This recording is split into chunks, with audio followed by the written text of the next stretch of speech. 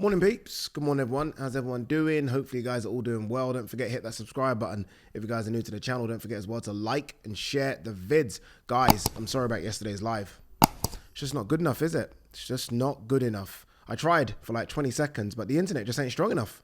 I don't know what we're going to do. I took for granted how good the internet was in the studio. This internet, rubbish. And look, I hope it isn't a building issue, because if it's a building issue, then we have a bigger problem. Hopefully, it's just my internet provider being crap. And if that's the case, then I can just change. But look, we'll get it sorted. A few teething problems as we move into this new place, but we will get it sorted because those lives are important. It's my only way of interacting with you guys until we do the meet and greet. So look, we'll get it sorted, and hopefully we get it sorted by the weekend, because I do want to do a live watch along of Jake Paul versus Tommy Fury. To make up for it, I do have a very, very special guest, or I think a very special guest, come in on either Wednesday or Thursday. We've got to confirm it. But I think you guys are going to enjoy this one. And look, we've had a couple of good guests on so far. We've had a couple of boxers, Lawrence Okoli, Conor Benn. We've had a few guys within the boxing sort of industry, Andy Clark, G-Man, Travis. But this one, no disrespect to those guys, but this one I'm very, very excited about. So look, you guys will be, I think you guys will forgive me come Wednesday or Thursday. All right, let's have a look and see what there is to talk about on this Monday morning. Eddie Hearn, Wood was out on his feet. One shot was all it would take to end his career. Yeah, I spoke to Eddie yesterday for the DAZN boxing show. Initially, it's weird because obviously, straight after the fight, Eddie was upset, clearly upset. Look, he's just lost, right? He's lost his world champion, although he does have Lara. Lara is a matchroom fighter, but Leigh Wood is the big one for Eddie. He does good numbers. It was a sold-out arena. You don't want that guy to lose. I think Eddie was sort of debating whether or not Ben Davison did the right thing, but I think everyone, after watching the replays and watched the fight again, I think everyone's within the same thinking that Ben Davison done the right thing. Leigh Wood was definitely out on his feet. Even when I did the in-ring interview with Leigh Wood, you could still see that he was a bit concussed. And I hate doing interviews like that, but we had to speak to him. So he was gone. He was completely gone. I know he did that thing when the towel came in and he kind of went to Ben Davison like, no, but that's just a reaction fighters do. I've seen fighters completely gone and do that. I think even Tony Bellew did that when he got beat by Usyk, and he was gone. And I think even he kind of pushed Dave Caldwell out of the way, like, what you doing? So I think that's just an instinctive reaction, to what fighters do. But let's talk about Leigh Wood. Let's kind of discuss what next for Leigh Wood. First thing, I guess, is, look, there's a rematch clause. It's there. Look, I'm not a fan of rematch clauses, but it's a voluntary. You're giving a guy an opportunity on a voluntary. You're the world champion. You might want to sneak in a rematch clause. Look, we're seeing fighters get beat worse and take the rematches. I mean, we're seeing Chris Eubank take the rematch against Liam Smith. Is there an appetite for it? Can he beat Lara? Those are the two questions, right? If there's an appetite for it, then you do it because it's big money. It's big money. It will fill out the arena again, and you've got a chance of getting your world title back. But you've got to ask the serious question. Do you think you can beat this man? Like Ben Davison and Lee Wiley, who I'm a massive fan of, will go back and watch the tapes and they'll look at the success that Leigh Wood had and think, okay, how can we maybe just change a couple of things? Look, it was a punch. It was very reminiscent of Conor McGregor, Jose Aldo, if you guys are MMA fans, where they both landed and Conor just landed the bigger hook. It was very reminiscent of that. Like, Leigh Wood actually landed as well, but Lara talked his body into that shot. Like, Leigh Wood didn't put no power into that left hook. Lara literally put everything into it. So look, there was some success in that fight. There's no two ways about it. Like, he was up on the scorecards. So I could see how they would think, you know what, let's run it back. Let's run it back. Let's do it. Let's try and get our world title back. Bear in mind, Leigh Wood is 34. And I said this on the video yesterday. If Leigh Wood was, I don't know, 31, let's go that age as being the late age, 31, then you could say, okay, no, maybe you sit it out for a bit. Maybe you go down to European level and then you kind of, I don't know, put something in that if Lara fights someone else, you get the winner. Maybe you do that. But at 34, I don't think you can wait around. I almost feel like you've got to go for it. You've got to roll the dice maybe and risk it. Again, you was having great success in it. You just got caught. It's that simple. What does scare me though about it is Leigh Wood is a puncher. Leigh Wood can hit. He can really hit. And I don't know, apart from the body attack, I don't know if at any time he really hurt Lara. I don't know. Honestly, I don't know. Lara seemed to be taking those shots. He did, didn't he? He seemed to be taking those shots on the chin. Leigh Wood caught him on the chin clean. Must have been 4 or 5 times. And Lara just ate them. Whereas Lara hit Leigh Wood. I mean, he hit Leigh Wood, I think it was in the second round. And Leigh Wood's legs buckled immediately. So, I'm not sure. I'm not sure you go the rematch. Okay, if not Leigh Wood, what are the other... Sorry, if not Lara, what are the other options? Kiko Martinez is there. Kiko Martinez coming off that good win against Jordan Gill, where he just destroyed Jordan Gill. So he's still there for me, Kiko. Look, you look at Kiko's last three fights. Beat Kid Galahad. Lost to Josh Warrington. Beat Jordan Gill. So Kiko's clearly still very, very good. And that's a very tough fight for Leigh Wood. You could do that one. I think, look, obviously clearly not as big as a Mauricio Lara rematch, but a very, very good fight that I think a lot of people will accept. The big one for me, like the one where I don't know if the opponent would take it. If I'm Leigh Wood, it's a big fight. It's, again, a massive, massive fight in the arena. It's the Michael Conlan rematch. Now, the reason I say I don't know if Michael will take it is because Michael has bounced back very, very well after that defeat. He's had 2 good wins. And I think he wants that Luis Alberto Lopez fight for the IBF. I think that's what his team want to do. So you can understand how he wants a world title fight. But, I mean, there is a scratch that needs itching. And it is the fact that he got beat by Leigh Wood. He wants to run that back.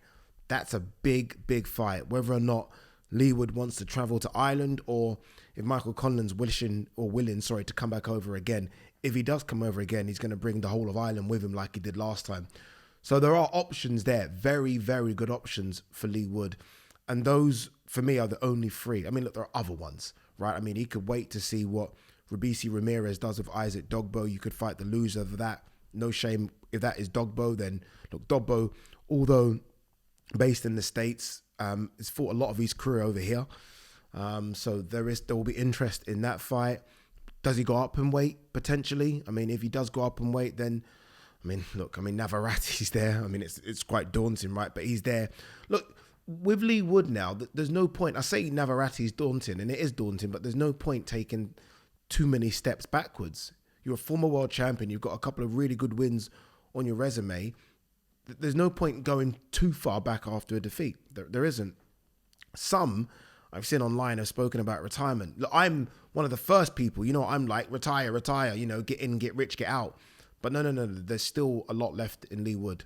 There's still a lot left. And he's only just entered the top table. Like, not many of you knew, and unless you're a real hardcore fan, not many of you would have known who Leigh Wood was prior to the Zhu Can fight. Not many would have known. Again, he's done it the hard way. He's done English, he's done British, he's done Commonwealth. And now, where you start making some good money. Like, I know what Leigh Wood made for the Zhu Can fight. I know it wasn't big. It wasn't big. So he's only just started earning that. So there's no point now when you're there, when you are starting to make money, you're filling out arenas, do you stop? So no, not for me at all. He's going to want... Knowing Leigh Wood, and I spoke to Leigh Wood straight after the fight. He came back to the hotel. That was nice, by the way.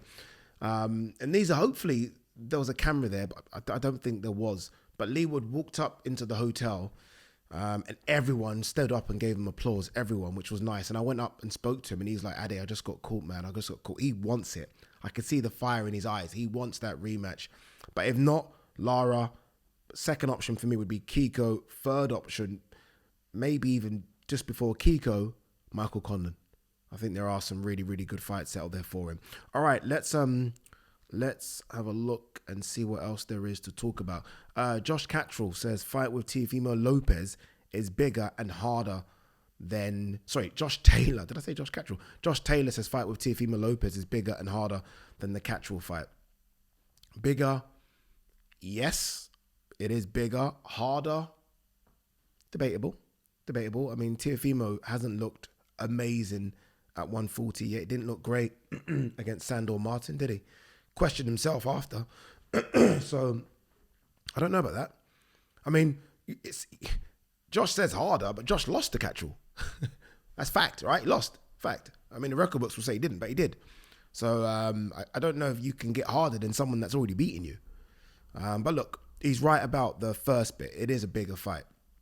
It's a bigger fight. I do wonder they won't chuck that on pay-per-view, will they? They were gonna chuck Catchall Taylor on pay-per-view. Don't be surprised if that one doesn't go on pay-per-view as well. I did see the other day that Boxer put out that they're going to France. I think that's their first international fight. Well done. I think it is Tony Yoka that they're going to get.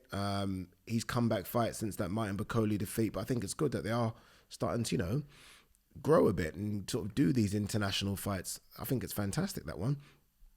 All right, anything else? Floyd Mayweather versus Aaron Chalmers. Obviously, that's coming up. I'm due to be at the press conference for that on Wednesday. I'm not keen, if I'm honest with you. I mean, my dream was to always interview Floyd. Like, I had this sort of bucket list of people I wanted to interview. I remember Eddie being on there. Conor McGregor was on there. This is 5-6 years ago, before I even dreamt of doing what I do. Eddie was there. Conor was there. Floyd was there. I think Fury might have been there. AJ. But yeah, Floyd was definitely number one on that list. But not for the Aaron Chalmers fight. Do you know what I mean? I'm just not that interested in it, if I'm honest with you. But look, we'll see. We'll see. This is very interesting. We're going to do a separate video on this. I'll touch on it now, but I do want to do a whole separate video because I think it's fascinating.